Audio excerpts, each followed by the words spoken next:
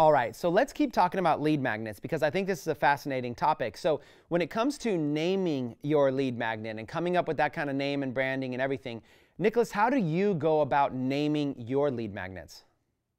Sure. Yeah. No. Absolutely.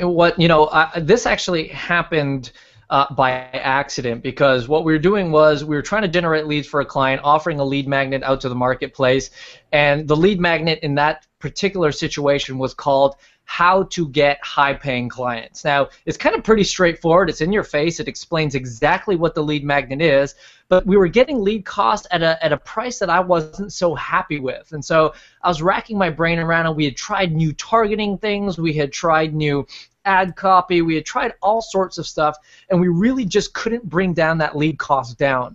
And so I figured, well, I mean, how to get high-paying clients, that sounds like a great name, but what if we did nothing more than leave the content the same, leave the copy the same, leave everything the same, leave the targeting on the Facebook ads the same, but let's just change the name of the lead magnet. Let's see if we can make it more sexy. Let's see if we can give it some high appeal. And so we changed the name from simply how to attract high-paying clients to calling it the Velvet Rope Method. And the subtitle was how to get clients to chase you rather than you chasing your clients. And the only thing we changed was the name and the cover of the magnet and nothing more. And we literally went from a $4.67 cost per lead down to a $2.26 cost per lead. And then I realized, it kind of dawned on me that no matter how good the content of the magnet is that if you don't have a real sexy mass appeal name for the magnet, then you have less people, or people are less likely to go ahead and actually want or desire the magnet and fill out their name and their information for it. So this kind of happened by accident. We realized that naming the magnet is probably the most important part of the magnet itself, especially when we're using it for lead gen. And so as a result, I've come up with what I call the product handle, or in other words, it's kind of a naming convention system that I typically use every time I look at a lead magnet and I'm trying to come up with a name for it. So you're probably looking at on your screen here what's known as the product handle. It's a little bit of a worksheet, and I'll just walk you through it, and I'll give you a live example of how we use this for one of my clients. So first we'll give you an overview of it, and then I'll give you a live example of how we kind of fill it in to make sense. And it's really actually quite simple. The first question is, well, what is it? I mean, in a description, what is the magnet that you're trying to offer? Is it a cheat sheet? Is it this? Is it that? Is it a program that's going to help X people do Y without Z? I mean, what actually is it? So you want to fill that in. Secondly, you want to ask, well, what is the benefit of it? So when someone consumes this and applies the information in the magnet, what in fact is the benefit? Not the feature, but what is the benefit that someone is going to walk away from this whole thing? What is kind of the goal or the expected result once they consume the magnet? Third, and this we sometimes use this, we sometimes don't, but what is a metaphor that this can be like? So in the example I previously gave you there, how to get high-paying clients was good, but a metaphor that I thought of, well, was like, when you're in line for a club or at a VIP event, there's the velvet rope that the security guy kind of puts in and puts out and opens up and lets the VIPs through. So I thought, well, that might be a great metaphor. So the idea is start with those three questions. What is it? Give us a description. Number two, what is the benefit of it? Number three, is there a metaphor that can describe what this is? So that's kind of part one.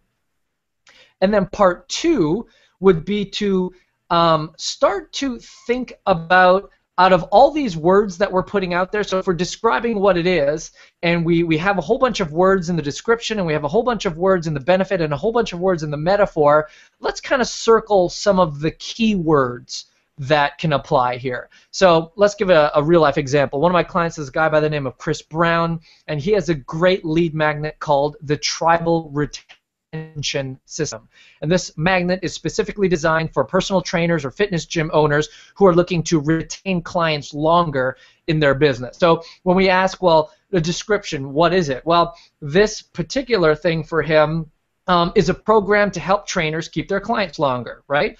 What is the benefit? The benefit is, well, it makes you more profitable as a personal trainer. It's easier to do, to keep clients longer than to try and get new clients. It builds a community. How do we want them to feel? Well, we want them to feel like they're in control, that they're growing as a business, that they're confident. And then down there with the metaphor section, are there any metaphors that can apply to this? Well, yeah, it's kind of like building a tribe or building a pack or an army platoon. Like that's kind of the feel that we're going for. So out of those, we'd circle a couple of keywords that made sense to us, and you'd see in that third column what are the top 3 keywords that we like from some of the words that we've generated. So let's say in this case it was, tribe, and it was community, and it was confident, and it was retention, and those were some of the words we put in there. Then we want to come up with some technical words. So you see in column 2 a bunch of technical words that we can apply to the name of the magnet.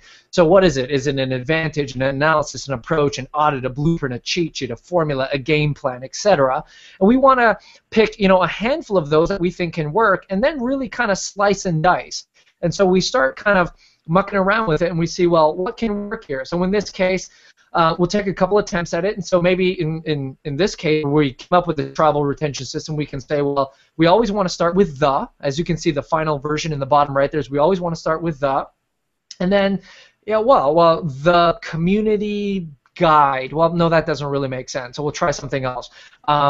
The confidence building matrix. Well, that kind of sounds a little bit better, but it's not really catching it. So we did this over and over a few times until we came up with the tribal retention system cheat sheet, and then we put a little TM on the end of it because it kind of makes sense and it makes it seem a little more proprietary. But whenever you're thinking through a magnet here, if you're looking to how do I name this with the most mass appeal possible, and how do I really capture what it's going to do for my target market, this is the sheet that we do. Again, just a quick review. We start with the description. What is it? Come up with a bunch of words. Then we go into benefit. How do we want people to feel, or how will they be better off consuming this? Then thirdly, are there any metaphors that work with this? Then we take those 3 words, we play around with them, we pick a technical word, and then we just top the whole thing together. And at the end of it, you should come out with a pretty sexy name for a magnet that has mass appeal and will get people kind of drooling over it and wanting to submit their name and their email in exchange for it.